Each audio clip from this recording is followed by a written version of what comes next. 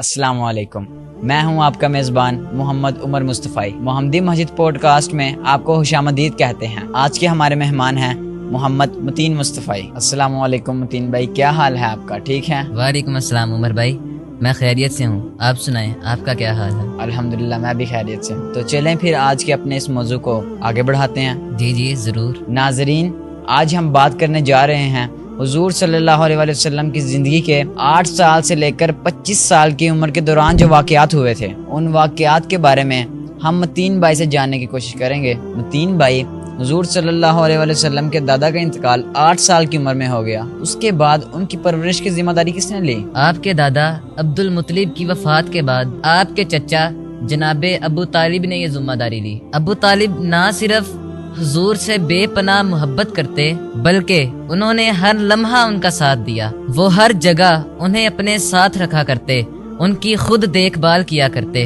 جناب ابو طالب حضور صلی اللہ علیہ وآلہ وسلم کو چھوٹی عمر میں ہی اپنے ساتھ کاروباری سفر میں لے جایا کرتے تھے، حضور کو دنیا داری کے معاملات سکھانے کے لیے۔ متین بھائی، ایک مرتبہ ایک سفر کے دوران بہت مشہور و معروف واقعہ ہوا جب نبی کریم صلی اللہ علیہ وسلم شام کے سفر پر گئے تھے۔ اس دوران ایک عیسائی پادری کا بہت مشہور و معروف واقعہ ہے، اس کے بارے میں تو بتا دیں ذرا۔ جی، اس سفر میں حضور صلی اللہ علیہ وآلہ وسلم کی ملاقات ایک راہب سے ہوئی جس کا نام تو کچھ اور تھا لیکن بحیرہ کے نام سے مشہور ہے۔ وہ اس نے مذہب کی کتابوں میں پڑھ رکھا تھا کہ نبی آخر الزماں جلوہ گر ہوں گے اور مکے سے شام کی طرف جائیں گے، تو وہ راستے میں ایک جگہ کلی لگا کر کچھ خادموں کے ساتھ وہاں رکا ہوا تھا، اور آپ جانتے ہیں کہ اس کا مقصد کیا تھا کہ وہ پیارا کبھی تو اس راہ سے گزرے گا، میں ان کے دیدار کی دولت سے فیض یاب ہو جاؤں گا۔ سبحان اللہ، کیا مقصد تھا اس کا؟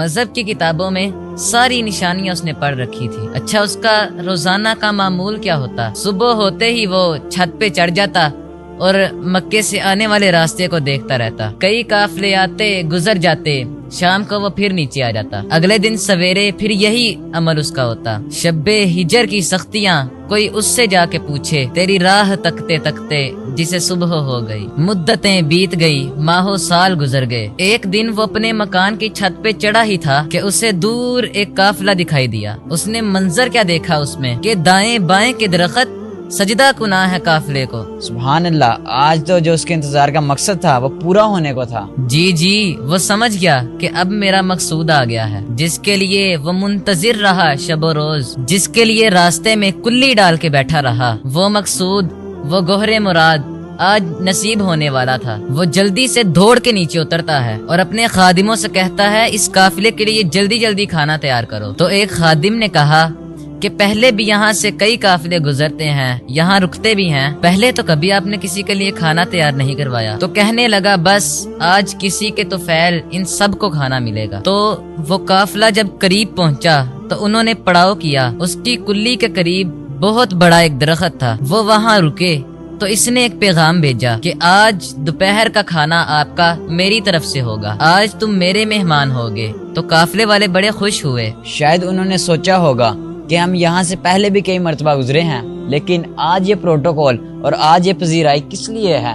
بالکل یہی ان سب کے جذبات تھے۔ تو جب قافلے والے کھانے کے لیے اس جگہ چلے گئے تو وہ لوگوں میں اس طرح سے گھوم رہا تھا کہ جیسے کسی کو ڈھونڈ رہا ہو۔ حضور اس وقت اونٹوں کے پاس تشریف فرما تھے اور حضور کی عمر 12 سال کی تھی۔ تو حضور اونٹوں کے پاس تشریف فرما تھے اور یہ سارے کھانا کھانے کے لیے آئے تھے۔ یہ سارا واقعہ ترمذی شریف کے اندر موجود ہے تفصیلاً۔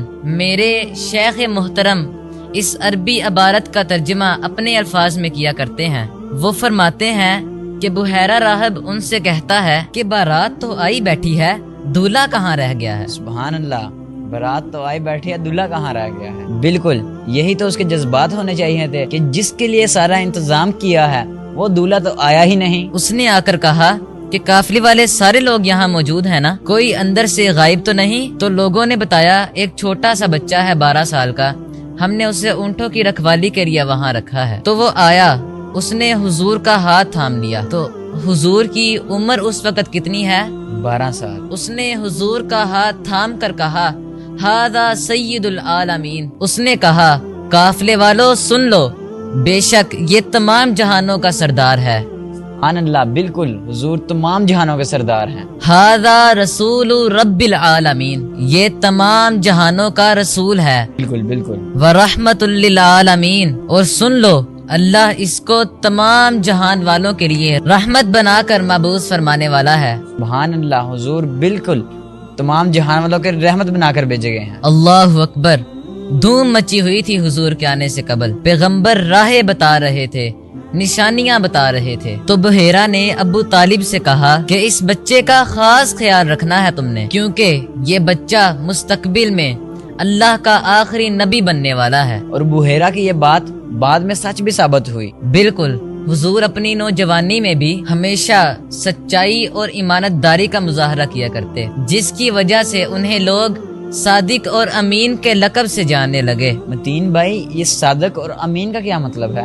صادق کا مطلب ہمیشہ سچ بولنے والا، اور امین کا مطلب ہمیشہ ایمانت دار۔ ناظرین، اگر ہم چاہتے ہیں کہ ہم کامیاب ہوں تو ہمیں بھی چاہیے کہ ہم ہمیشہ سچ بولیں اور امانت دار بنیں، حضور صلی اللہ علیہ وآلہ وسلم کی سیرت پر عمل کریں، اسی طرح ہم دنیا میں بھی اور آخرت میں بھی کامیاب ہوں گے۔ تو چلیں پھر متین بھائی سے اگلا سوال کرتے ہیں۔ حضور کا کاروباری معاملات میں حصہ لینا وہ بھی اس دور کا اہم پہلو تھا۔ جی بالکل، حضور نے بہت سے کاروباری سفر کیے اور ہر بار اپنی امانت داری اور انصاف پسندی کا مظاہرہ فرمایا۔ جی ہاں، حضرت خدیجہ آپ کی سچائی اور امانت داری سے اتنا متاثر ہوئی کہ انہوں نے آپ کو نکاح کا پیغام بھیجا، جس کو حضور صلی اللہ علیہ وآلہ وسلم نے اپنے چچا کے کہنے پر قبول فرمایا، اور پھر 25 سال کی عمر میں حضور کی اور حضرت خدیجہ کی شادی ہوئی۔ متین بھائی، آپ یہ بتائیں کہ حضور نے فوراً کیوں ہاں فرما دی؟ ایسی کیا خوبی دیکھی تھی حضور نے حضرت خدیجہ میں کہ اس رشتے کا فوراً قبول فرمایا؟ علماء نے اس پر بڑی خوبصورت بات کی ہے کہ حضور نے جو حضرت خدیجہ سے نکاح فرمایا اور اپنے چچا کے کہنے پر فوراً ہاں کی، حضور کو اندازہ ہو گیا تھا کہ یہ خاتون کوئی عام مزاج کی خاتون نہیں ہے، بات کو سمجھنے میں اور فوراً اس کا رزلٹ دینے میں اور ذہانت اور فطانت میں بڑا مقام رکھتی ہیں، اور اللہ نے جو مجھے منصب عطا فرمانا ہے تو اس کے لیے جو میرا پارٹنر ہونا چاہیے وہ کوئی موٹی عقل کا نہ ہو، یعنی اس کو بات سمجھانے میں مجھے کئی دن نہ لگ جائیں۔ فرمایا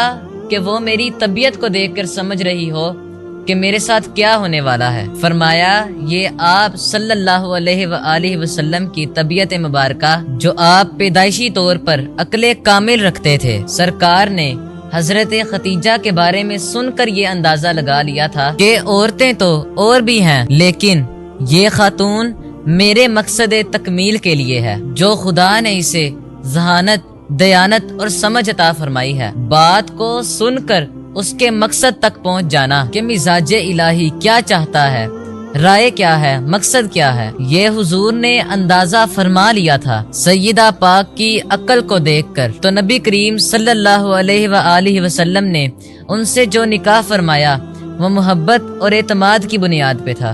سبحان اللہ، حضرت خدیجہ ہی وہ پہلی خاتون تھی جنہوں نے سب سے پہلے حضور صلی اللہ علیہ وآلہ وسلم کی شخصیت کو پہچانا اور ان پر ایمان لایا۔ حضور نے اپنی نوجوانی میں ہی لوگوں کے دلوں میں جگہ بنا لی، اس کی وجہ صرف ان کی ایمانت داری، سچائی اور عدل تھا۔ اور یہ بھی یاد رکھنا ضروری ہے کہ حضور نے اپنے معاشرتی اور اخلاقی رویے سے لوگوں کو متاثر کیا، اور اسی وجہ سے انہیں ہر شخص قدر کی نگاہوں سے دیکھتا تھا۔ جی متین بھائی، آپ کا بہت شکریہ۔ جزاک اللہ عمر بھائی۔ تو ناظرین، آج کے اس ایپیسوڈ میں ہم نے بات کی نبی صلی اللہ علیہ وآلہ وسلم کی نوجوانی کے واقعات پر، اور یہ دیکھا کہ کس طرح انہوں نے اپنی ایمانت داری، سچائی اور اخلاق سے لوگوں کے دل جیتے۔ انشاءاللہ اللہ ہمیں بھی نبی کریم صلی اللہ علیہ وآلہ وسلم کی تعلیمات پر عمل کرنے کی توفیق عطا فرمائے گا۔ آمین آمین۔ السلام السلام علیکم۔